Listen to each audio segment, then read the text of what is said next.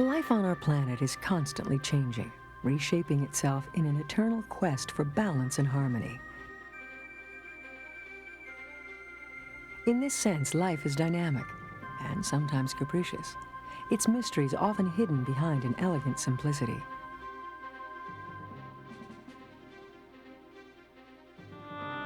For millions of years, life evolved in step with a natural cadence in which all organisms were interdependent and competitive. Then gradually, the human species developed a unique ability to understand and control the environment through cultivation and fire. Yet it was not until the Industrial Revolution that mankind tipped the balance of nature on a global scale. No other species has had or has the impact on the global environment that humans have had and are currently having. We have overcome the natural constraints on population size and on resource use. So this ability to move beyond our instinctual genetic programming has in many ways gotten us in the predicament we're in. It also holds the hope for the future. It also allows us to analyze the problem, predict the problem, and begin to correct it before it becomes a catastrophe.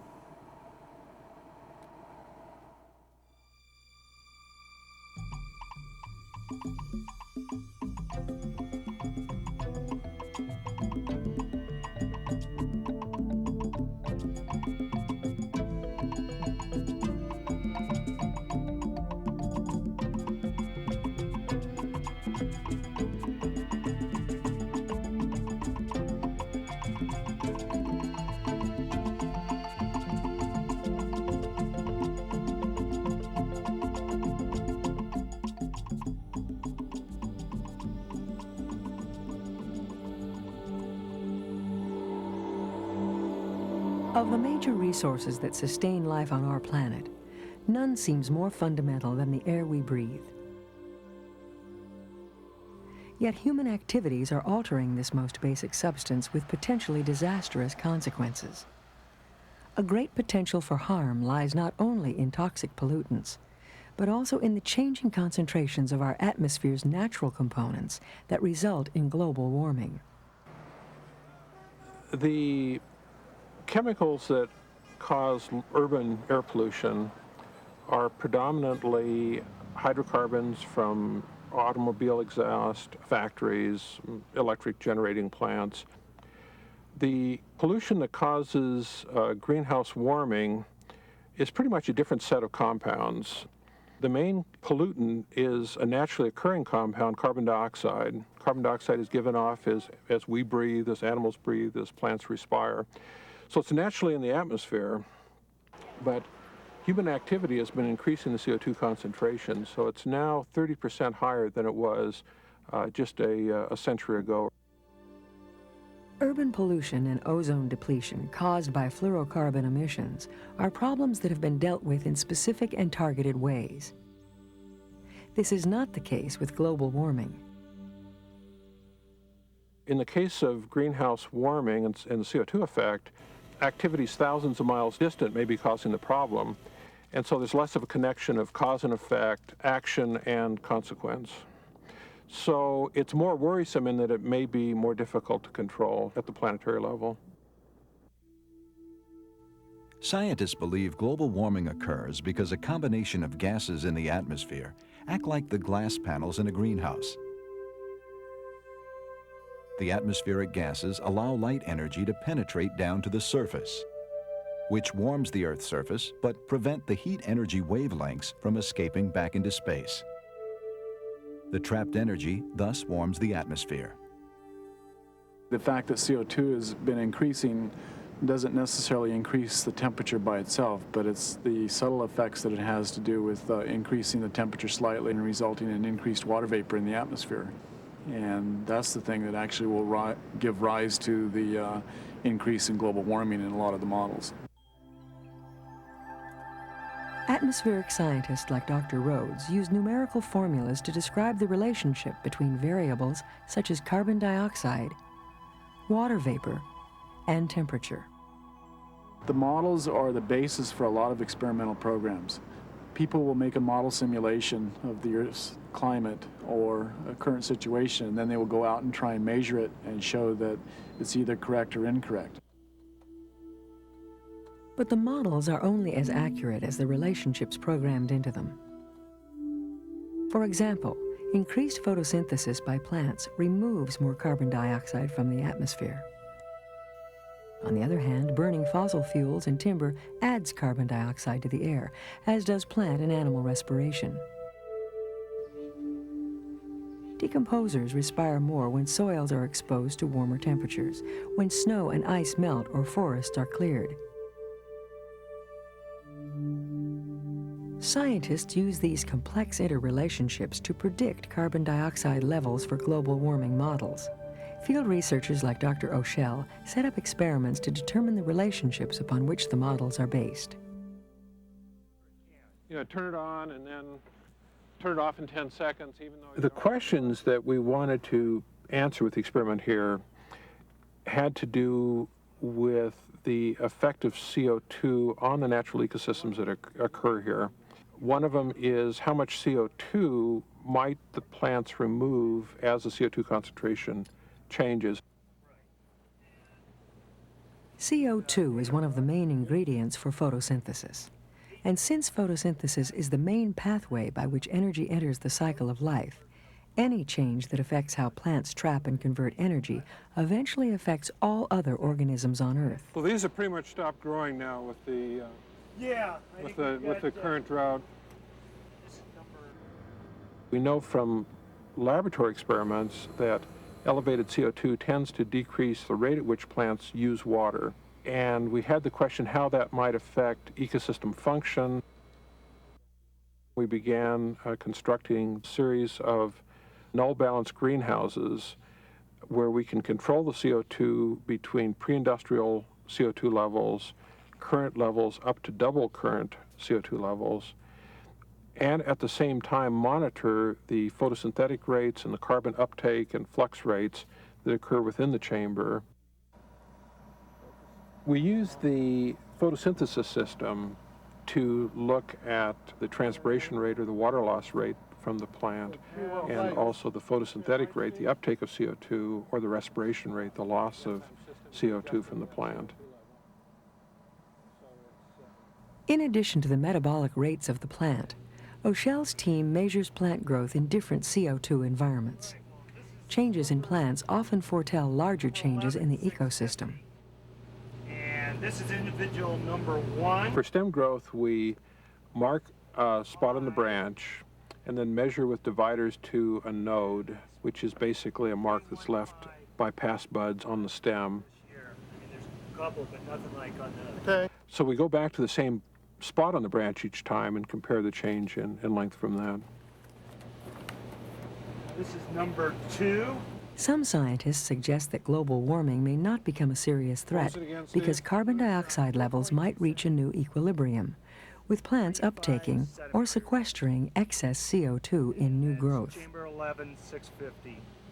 What we're finding is that cold, moist, nutrient-limited ecosystems like the Arctic adjust very quickly to the elevated atmospheric CO2.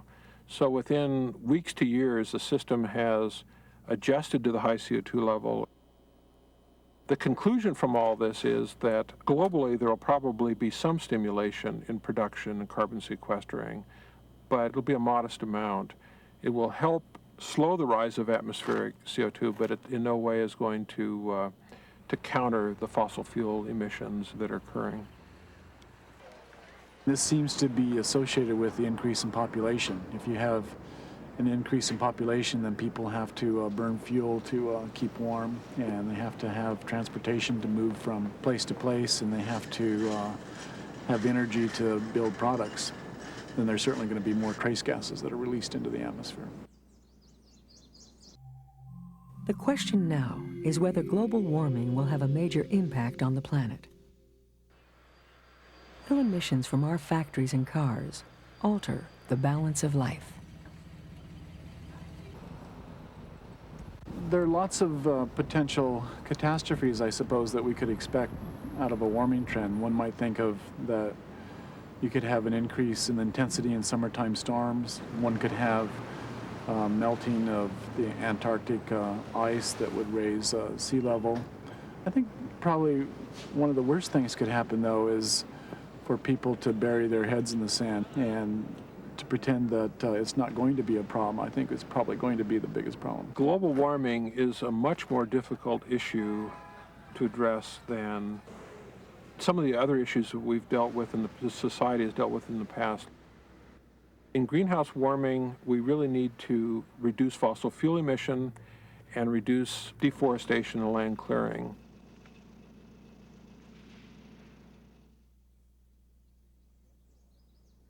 The industrialized countries are very entrenched in a carbon-based economy, a fossil fuel-driven economy, and there are not obvious off-the-shelf substitutions that can be made.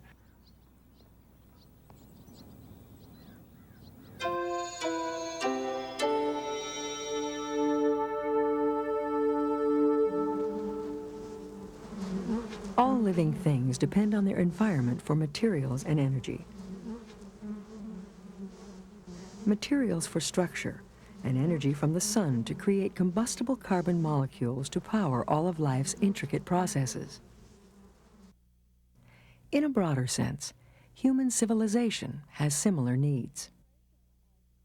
The generation of accessible energy sources was pivotal in the development of a civilization on planet Earth. Without an accessible energy source, we wouldn't be able to drive, we wouldn't be able to manufacture, we wouldn't be able to fly. It is the key ingredient that makes our society function. We depend on carbon molecules in the form of fossil fuels to satisfy our energy needs. This concentration on only one type of energy supply threatens our health and perhaps even our ability to survive. Fossil fuels have been one of the primary sources of energy for a long time. The primary reason is because of their ease of accessibility. They're easy to get to, they're easy to use, they're easy to transport, and they're fairly cheap. Most energy consumption can be broadly grouped into two major categories: energy for transportation and energy for electricity. In both cases, we rely heavily on carbon combustion, a process that pollutes the environment and threatens nature's delicate balance. So as our energy appetite continues to grow, we must develop clean, unlimited energy alternatives. There is no universally acceptable energy source that meets all the criteria. The solution to the future's energy problems is going to involve accessing a myriad of different energy sources and using the right energy source at the right time for the right location. Finding the right energy source to meet transportation needs is particularly challenging. Today, most cleaner burning fuels like propane or compressed natural gas, or fuels produced from organic materials like ethanol and methanol, are still carbon-based. However, researchers are testing hydrogen, a clean burning fuel for use in combustion engines that may be the energy molecule of the future.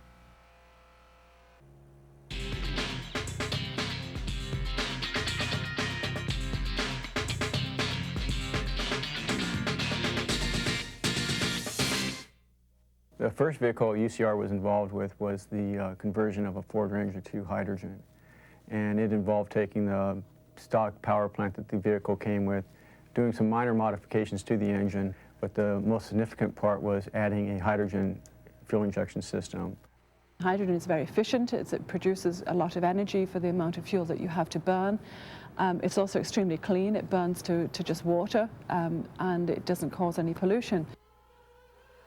I believe the hydrogen vehicle will give consumers a choice in the future when they come up with a mandate that so many cars have to be zero emitting. Hydrogen may also provide more ways for us to generate electricity, whether for vehicles or other energy needs. And that's important because even electricity has a pollution cost, sometimes more than we might think. It depends on how you produce the electricity as to ultimately how clean a source of energy it is. If you produce it from fossil fuels, then you have the same problem of pollution. There are sources of electricity that are much cleaner, though, like hydroelectric power or geothermal, that produce electricity that is used elsewhere. One potentially clean source of energy is the sun. While plants create energy through the miracle of photosynthesis, humans have not had as much success generating power directly from this source. Solar power generation is the ultimate clean fuel because it doesn't pollute to anyone. The problems with solar power is that you produce relatively small amounts of electricity for a large effort of producing it. Producing large areas of solar voltaics is very expensive and time-consuming, and that's the limiting factor for solar power generation. It's only natural that we are drawn to the sun as a clean, infinite source of energy. For billions of years, its fusion reactions have powered all of life's processes without polluting our environment. Harnessing the sun's power in a fusion reaction seems almost limitless.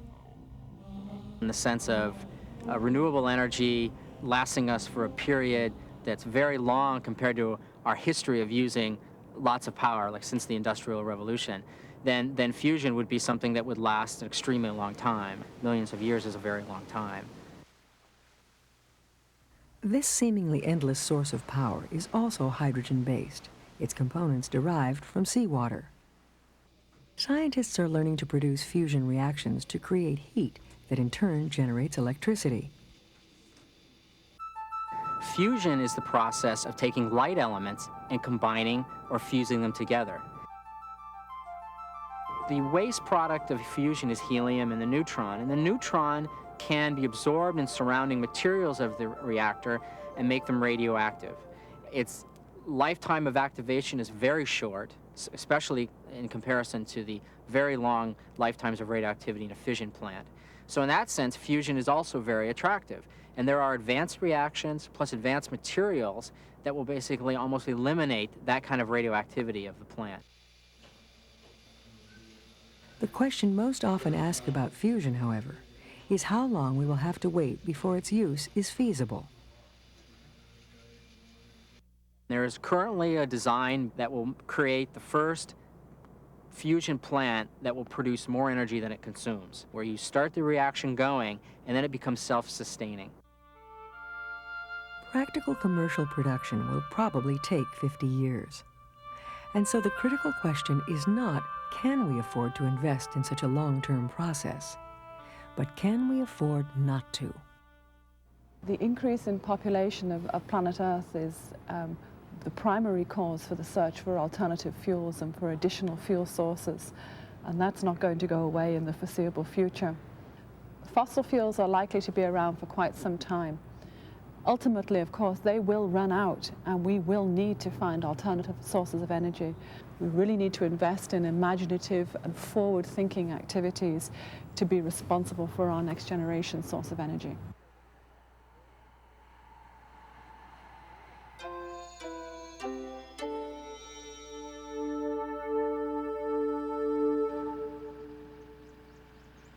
The vast San Joaquin Valley is one of the most productive agricultural regions in the United States. The valley's farms and ranches provide fuel in the form of fruits, vegetables, and dairy products for millions of people. But this role is dependent upon the abundant addition of irrigation water. Seemingly harmless runoff collects in evaporation ponds that double as wildlife refuge areas. Kesterson is one such reservoir, once an idyllic wildlife refuge, now a virtual wasteland. If Dr. William Frankenberger has his way, it will once again return to its former state. We started to discover dead birds throughout the refuge and many deformed birds, and this was linked to selenium toxicity or poisoning. There's a very fine threshold in terms of concentration between toxicity and deficiency in selenium. Many of the soils contain trace elements. So when the farmers irrigate their lands, they wash many of these salts and trace elements, or metals and metalloids, out of their soil into the drainage water. And this causes a bioaccumulation of selenium in the food chain. And as a result, we see death and deformities of the wildlife. In small amounts, the metallic element selenium is sometimes beneficial to living organisms. But at the levels found at Kesterson, selenium is highly toxic to wildlife. Officials recommended a drastic solution. The Bureau of Reclamation's recommendation was to dig up 1,200 acres of soil, and put it into a toxic landfill. Well, I was devastated when I heard about this, and I immediately contacted the Bureau of Reclamation and mentioned to them that we may have a possible solution which would actually solve the problem rather than burying it, and it would be economically more feasible. Anticipating the problem, Frankenberger and his colleagues conducted some basic research in order to discover nature's means of cycling selenium in the environment. The process is carried out by microscopic organisms in the soil, which would include bacteria and fungi primarily. We know that bacteria are more active in the aqueous systems, in evaporation ponds and the drainage water itself. In the soil, dewatered soils, fungi are more prominent. Frankenberger's research revealed more about how organisms detoxify the soil. In the most desirable conversion, the organisms add a methyl group to the metal, which changes selenium to a relatively harmless gaseous molecule. What we want to do is we want to optimize the gaseous production because it actually removes selenium out of the area. So to do that, we have specific amendments that we can add to the soil. We've discovered that cattle manure and orange peel stimulate these particular groups of fungi. For each amendment, Frankenberger measures changes in fungal metabolism of the toxin. In a process called bioremediation, organisms degrade or recycle toxins. The advantage of bioremediation over other remedial technologies is that it's very simple to maintain. It can be applied to an extremely large area, but probably the most important reason why bioremediation has received so much attention and popularity is because it involves the destruction, total destruction of the contaminant. Before the human population explosion created the need for modern agriculture, nature could recycle materials without our help. Look at the selenium pellets here. But as Kesterson has shown, the time of nature's ability to entirely absorb our toxins has passed, and Kesterson is not an isolated situation. Although we've concentrated our efforts at the Kesterson Reservoir, there are a number of other sites in which elevated selenium concentrations have been noted. On a worldwide basis, we obviously have contamination occurring throughout the environment with deforestation and many man-made operations in which we're clearing areas for agriculture. With use of pesticides and other modern technologies, this can create problems for mankind. This is why bioremediation is such an important concept. It's not only applicable to the metals, such as selenium, but also to organic compounds, including the pesticides. Frankenberger now wants to apply the concept to many diverse pollution problems, from military bases to commercial sites to toxic landfills. As increased population and new technologies stress our environment, it's imperative that we understand nature's needs and minimize our impact on them as best we can. Bioremediation is nature's way of cleaning up pollution. We're just now discovering microorganisms that can degrade specific contaminants that we never knew of before. Normally, bioremediation is implemented after the fact that we've discovered a problem. But if we can incorporate a bioremediation plan of action while we're producing or manufacturing a product, then we could prevent the severity of the problem from reaching the magnitude that may have devastation effects on the environment. As we depend on the plants around us for oxygen to breathe and on the bacteria and fungi to cleanse our soils and streams, it is imperative that we use our knowledge of the world around us to maintain harmony with nature. History might record the 20th century as a time in which we've attempted to control our environment with technology and machines. A time in which we've tried to impose answers on nature.